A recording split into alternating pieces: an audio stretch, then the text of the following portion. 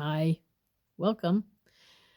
It's time for another video from me, and it is, I believe, the last one for today. So today is December 15th, which is the day the Bill of Rights was ratified in the United States on this day in 1791.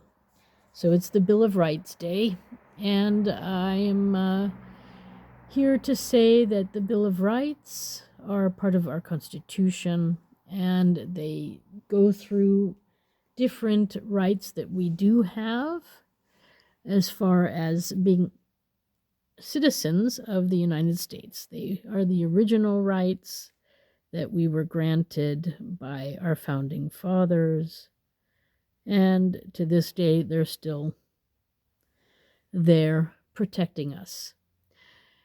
And I want to bring our attention to a specific one, which is the Ninth Amendment. And I want to do that because it is an important amendment, and the order of how it falls in the first 10 amendments is also important. It is the Ninth Amendment, and then there is a 10th Amendment. So the Ninth Amendment reads like this: the enumeration in the Constitution of certain rights shall not be construed to deny or disparage others retained by the people. So it's about people's rights, and it's hard to understand, as you know, because the Old English, and sorry I don't have my holder right now, so it's a little bumpy, the video today, but it gives a different flavor to this video. Anyway, deciphering the Ninth Amendment. I got this off the internet from the Constitution FinLaw website. And it says, the enumeration of the Constitution of certain rights shall not be construed or denied or disparaged by others retained by the people. So in this message, it says that basically the need to protect the rights not mentioned in the Constitution. That's what the Ninth Amendment states, and then it is specifically for the people. So the people's rights. And in the AI overview, it states, in simple terms, means that the rights specifically listed in the Constitution, like free speech and the right to bear arms, are not the only rights that American citizens have. And that is very important, because the next amendment is the 10th Amendment, and it gives rights to the states. So the rights of the people come first, and then the rights of the states. And as you know, the states are treading on our rights quite a bit. And when I say the states, I don't really mean the states. I mean the Democrats and Republicans, because it's not really the states. It's the people running the states. And they are treading on all sorts of our freedoms. The Democrats and Republicans, the very ones that you probably voted for in the last election. And this is a problem, folks.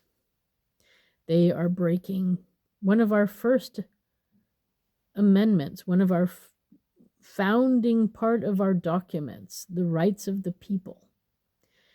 The ones that are mentioned and the ones that are not mentioned.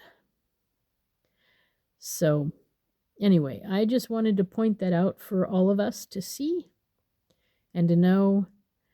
And it's not new. They've been doing this for decades. So this has been going on my whole life and before my life.